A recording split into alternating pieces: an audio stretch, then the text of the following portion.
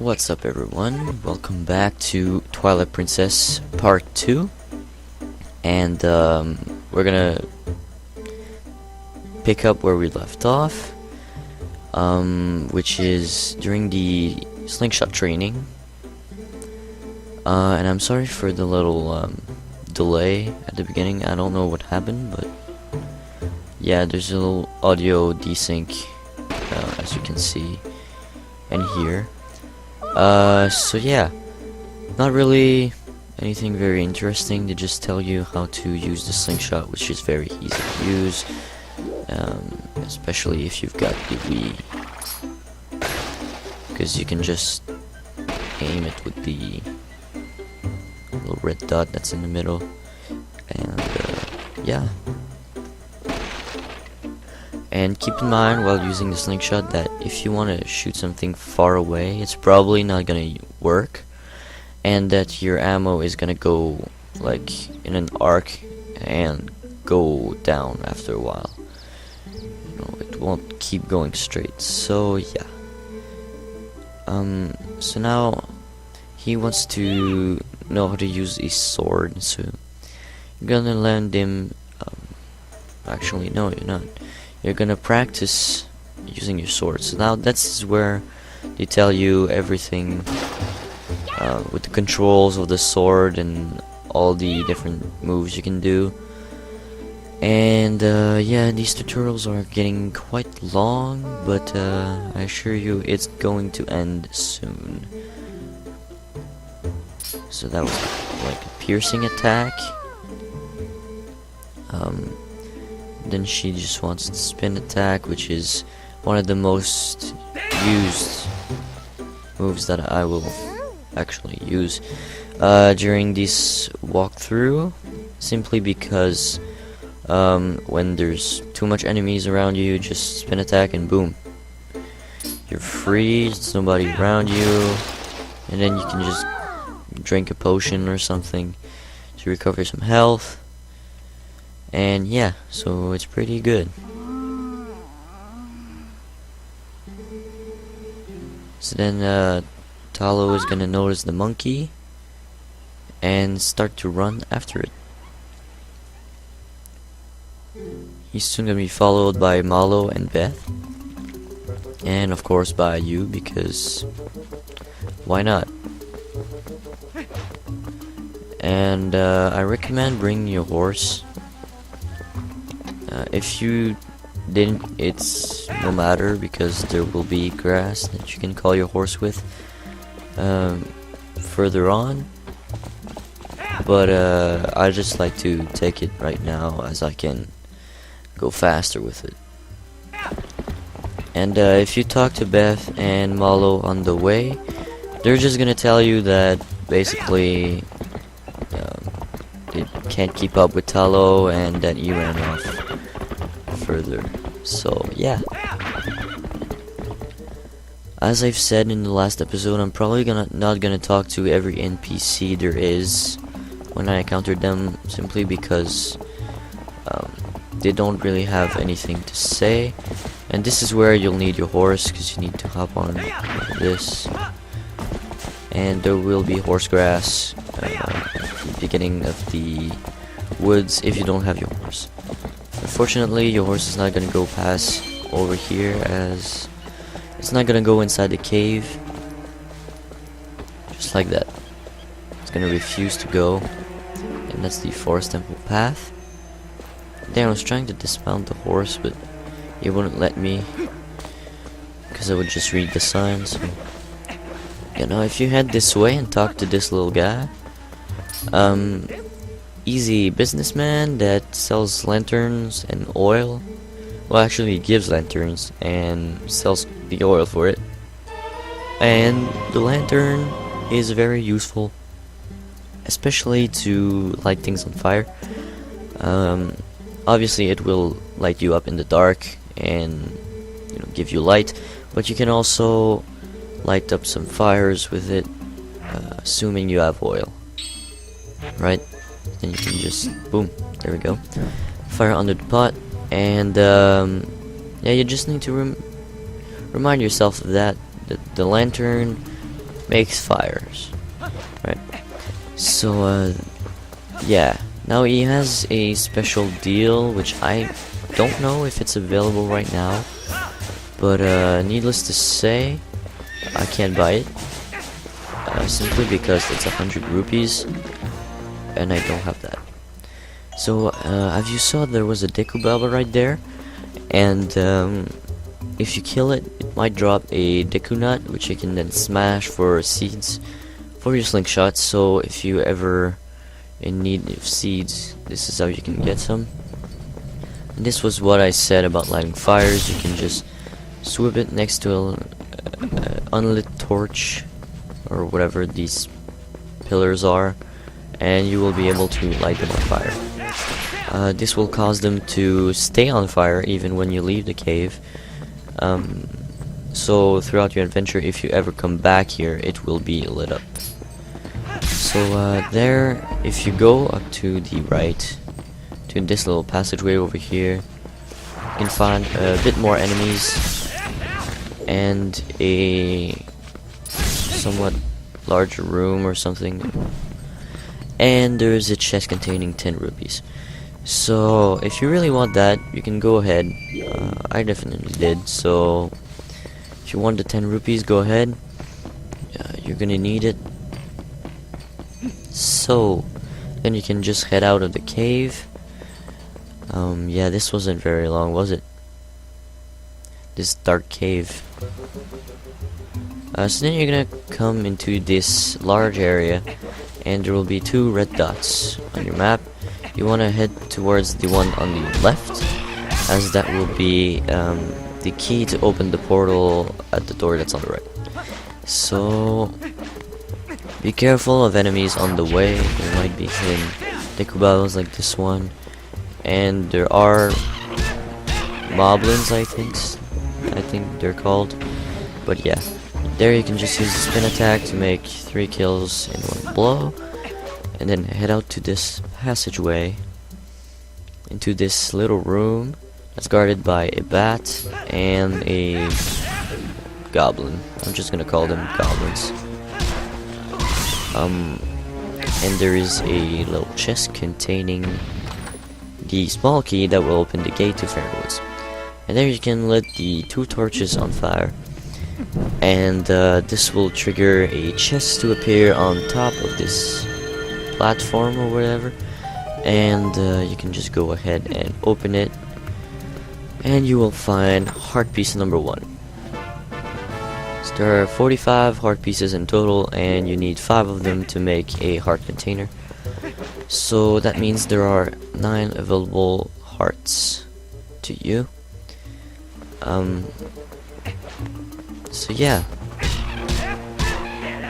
you can just go ahead and defeat the monsters on the way and head to the south towards the other red dot on your map.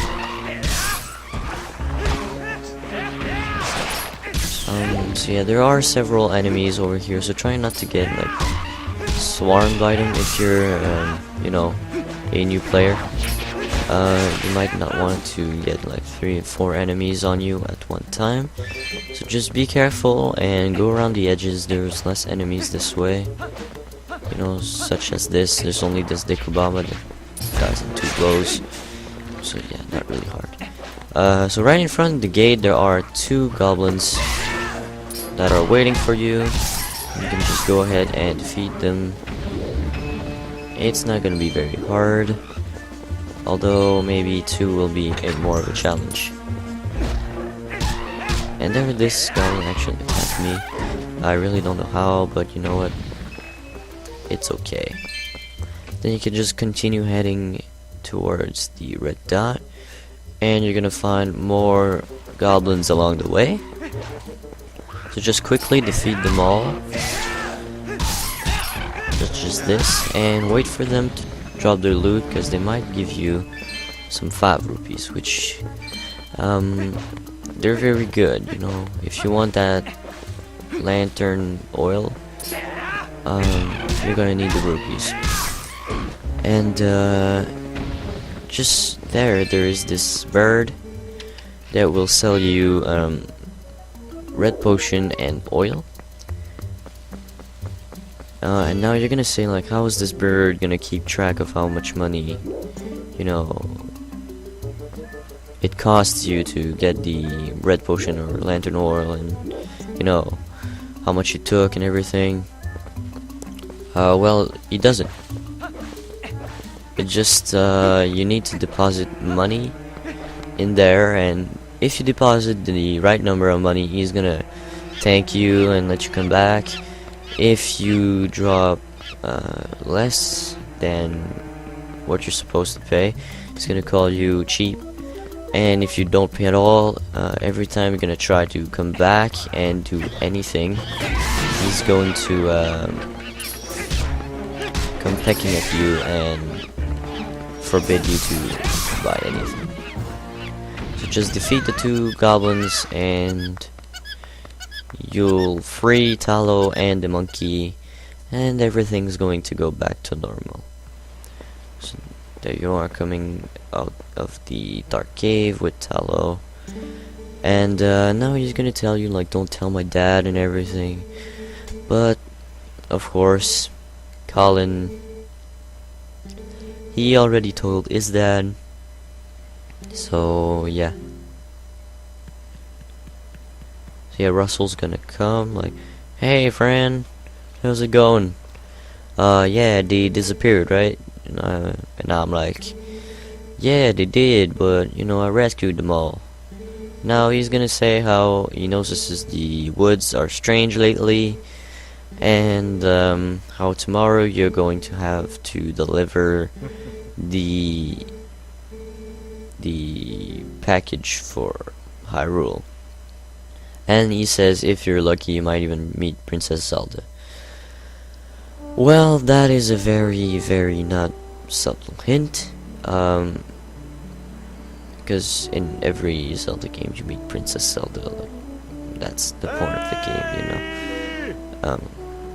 But whenever we'll say like we didn't understand or didn't hear what he said, and still be surprised when we see her, right? So now Fado, or yeah, I think it's Fado, his name, he's gonna tell you to finish up early so you can go ahead and call your horse, and yeah, just hop on your horse, whatever name, mine's Epona, and this is gonna start this little mini game right here, where you got time to herd all the goats into the barn. And this time around there are 20 goats, so it's not like the usual 10. And this one actually, like, I don't know what it did or whatever, but so yeah, you just kind of want to go like this, and there I made the mistake. I thought they were the other way around, and yeah, this can really, like, see how much time it takes just to get them back to the right place. It takes forever, so I probably would have done way better if it wasn't just for those 2. So yeah, so you just kind of want to whoop when they're facing the direction of the barn, and it shouldn't be really that hard, and yeah, that's right. So I did 1 minute and 3 seconds, mainly because of those 2 goats that went randomly at the other direction. So yeah, try to beat it. I mean, you probably can if you don't make any errors and you're relatively good, I would say. Like, it's not really that hard to do. So yeah, and there's this cutscene when you come back with Ilya.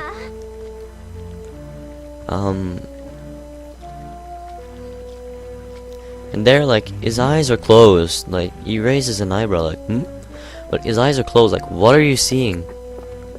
I don't understand. Like, how can you possibly, like, walk and everything with your eyes closed like that, and, like, seeing things. That doesn't work. And by the way, I don't know if you guys know, but what are these like two little horns on his face? Because I really don't know what they are. Like honestly, like is that a mustache or is he like a human elephant or something? I don't know.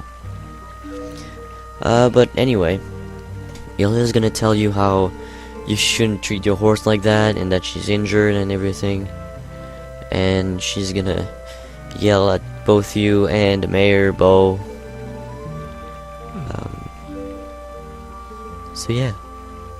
Then they kind of just look at each other. Or at least Link looks at him, at the mayor. Mayor has his eyes closed again, so I don't know what he could be looking at. But anyway, so Ilya's gonna take your horse, and that's very bad because you need to deliver that package to Irel Castle. So we're just gonna have to take this back to us, to her, whatever. We'll have to take it back from her. There we go. I think that's a bit better. So once again, there's this beautiful music of Warden Village. Starts playing in the background. But never mind that. You're just gonna wanna apparently roll up the path and into the spring. And yeah, you can see that Malo and Talo are guarding this entrance, and that they won't let Colin go in. So yeah, Talo's gonna say how yesterday was so much fun, even though we get captured and everything. But yeah, that's what Malo just said. And then he's gonna pick on Colin because that's what he does. Because he's just a bad kid like that. So just you're gonna lend him your wooden sword to occupy him. And yeah, apparently he's gonna be filled with joy, and he's gonna go practice on a scarecrow. So yeah. Then Colin's gonna thank you, and you'll be able to continue on your way to the spring where you're gonna find Ilya. And Colin requests you to teach him how to use a horse, or how to ride a horse, I should say, not use it. So yeah.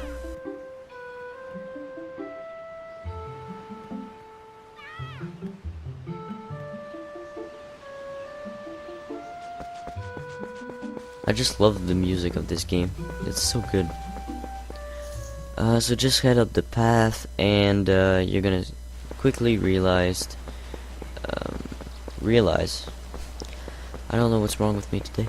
But yeah, you're gonna realize that the gates are closed, and if you try to open them, Ilya's gonna tell you not letting you in and everything. So you're just gonna have to find another way, and there just so happens to be a conveniently placed tunnel or whatever, I don't know, that leads directly to it. So isn't that convenient? So then you're just gonna want to crawl under here, and you're gonna come back through the other end. Just gonna shake up the dirt, and then, you know, everything with Ilya and Colin talking about what happened yesterday. That's why Epona was injured and everything.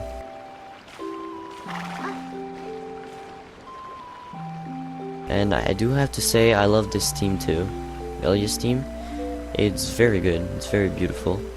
So yeah, this game, I don't really have a soundtrack that I don't like, except maybe for those who have played The City in the Sky. I really don't like it.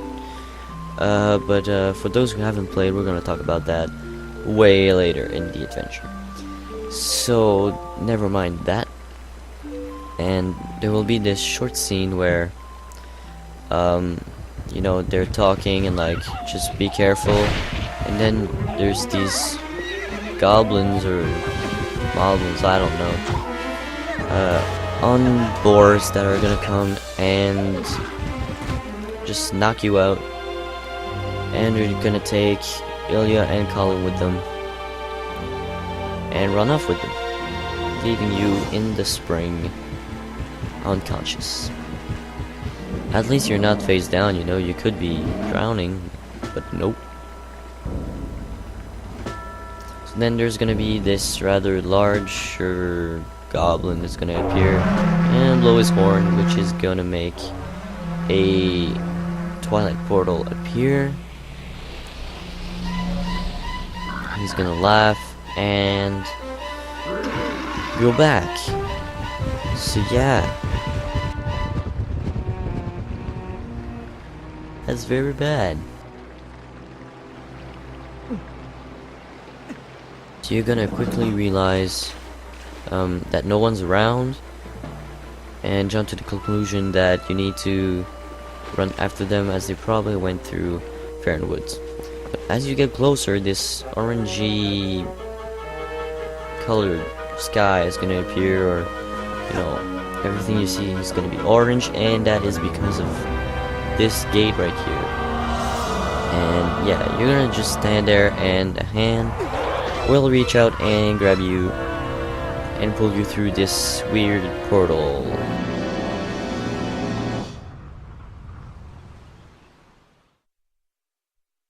So there's the one that pulled you in, and it really is not beautiful. It's pretty ugly, I would say.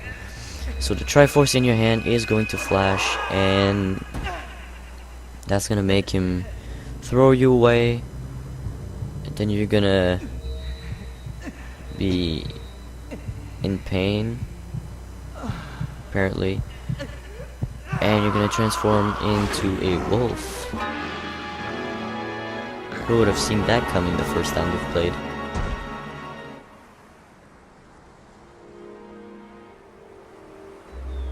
So yeah, apparently with the Triforce in this other dimension, you transform into a wolf. So they're gonna drag you, and then we're gonna see this little character right here. It's gonna be looking at the scene, not doing anything. So then again, it asked me to save, and I said no, because if it was a failed recording, yeah. So yeah, I should have cut that out, but you know, whatever.